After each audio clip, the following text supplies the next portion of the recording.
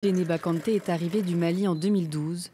En France, elle a vécu d'hôtel en hôtel social avec son mari, le plus souvent des logements exigus et insalubres, y compris à la naissance de leurs 3 garçons, aujourd'hui âgés de 9, 6 et 2 ans. Une situation qui affecte particulièrement son aîné. Maman, même aujourd'hui, mon ami qui m'a demandé, Abdoulaye, t'étais où? J'ai dit, on habite à hôtel. J'ai dit, Abdoulaye, il n'y a pas de soir. Après 10 années de précarité, Djeneba Kanté a obtenu un logement dans cette résidence neuve grâce au SAMU social de Paris. Ses fils ont désormais leur propre chambre. 2 étages au-dessous, Sarah, mère de 2 petites filles, est enfin apaisée. Le calvaire a pris fin après 3 années passées dans un 10 mètres carrés. Quand je la récupère de l'école, elle n'avait pas envie de rentrer à la maison.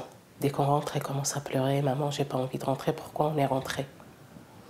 À l'hôtel social à l'époque, pas de place pour manger, ni pour jouer ou apprendre ses leçons. Seulement un lit pour toute la famille. Son aîné a développé des troubles de la concentration, à quoi se sont ajoutés des problèmes respiratoires.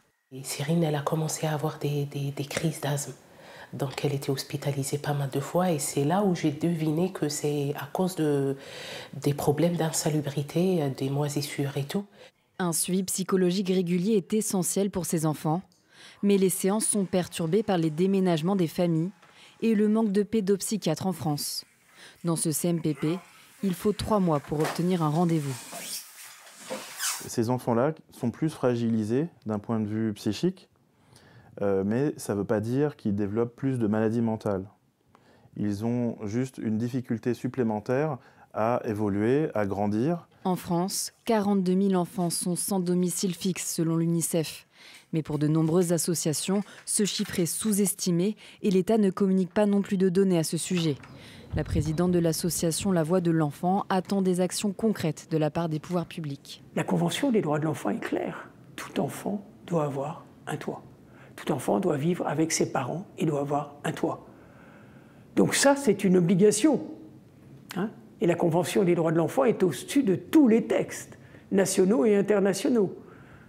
Donc nous devrions, sans difficulté, pouvoir appliquer cela. En août dernier, UNICEF France dénombrait 1600 enfants à la rue, sans aucune solution d'hébergement.